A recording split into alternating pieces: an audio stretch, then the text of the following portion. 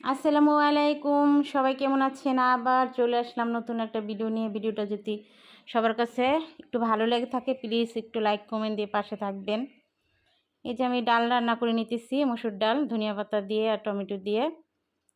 আজকে রান্না করবো আমি সর্ষে ইলিশ। সর্ষে ইলিশ মাছটা আমার মেয়ে অনেক পছন্দ করে, আমারও ভীষণ পছন্দ, তাই রান্না করে নিতেছি। আজকে সকাল থেকে ভালো লাগতেছিল না, রান্না করার একদমই মুড ছিল না। কি আর করবো, রান্না তো করাই লাগবে। রান্না না করলে খাবো কি, বাচ্চারা খাবে কি? নিজের জন্য তো ভাবি না, বাচ্চারা আছে, স্বামী আছে, আর হোটেলে খাবার একদমই ভালো লাগে না, তাই কষ্ট করে রান্নাটা করে নিতেছি। তারপরে যে ডালটা বাগার দিয়ে নিব আমি। সর্ষেটা আমি পাটায় বেটে নিছি, এত সুন্দর করে মিহি করছি, জিহ্বার সাথে লাগাই দেখি ওমা তিতা লাগে, মানে লবণ দিয়ে দিয়ে দিছিলাম। তারপর তো ভয়ই পাইছি যে এত কষ্ট করে বাড়ছি, রান্না করব, ওমা দেখি তিতা লাগে। মানে ভাবছিলাম যে কাসুন্তি দিয়ে রান্না করব। পরে আবার আরেকবার মুখে দিছি, মানে জিহ্বার সাথে লাগাইছি, এখন দেখি না তিতা লাগে না। আল্লাহ বাঁচাইছে, কষ্টের ফল সার্থক হয়েছে, কষ্ট করে বাড়ছি, পরে রান্না করছি। আসলে সরিষাগুলো পাটায় যে সময় আপনারা বেটে নেবেন, অনেকে হয়তো জানেন, আমার অনেক আপুরা আমার থেকে বেশি জানেন।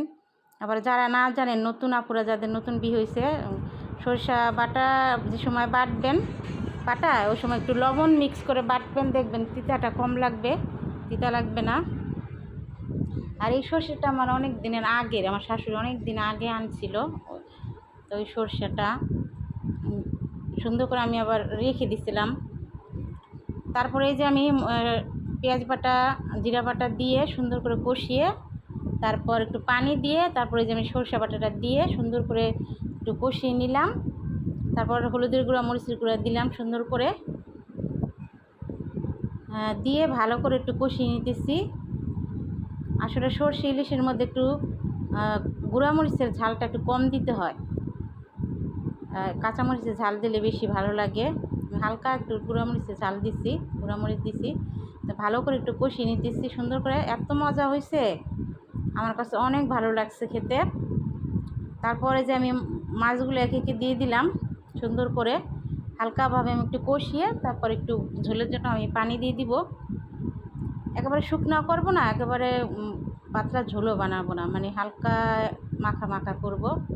তা উপর দিয়ে আমি কয়েকটা কাঁচামরিচ দিয়ে দিলাম। রান্নাটা আমার হয়ে গেছে। কেমন হয়েছে রান্নাটা প্লিজ সবাই একটু জানাবেন। সবার জন্য অনেক অনেক দোয়া ভালোবাসা, আমার জন্য সবাই দোয়া করবেন। তারপরে যে আমি রান্নাটা শেষে বাহিরে একটু গেলাম, সকাল থেকে বৃষ্টি টিপটিপ, সকাল থেকে একটু টিপটিপ ছিল, এখন জোরে নামছে, মানে এত জোরে নামছে। তারপরে যে বাহিরের আবহাওয়াটা দেখুন, বৃষ্টির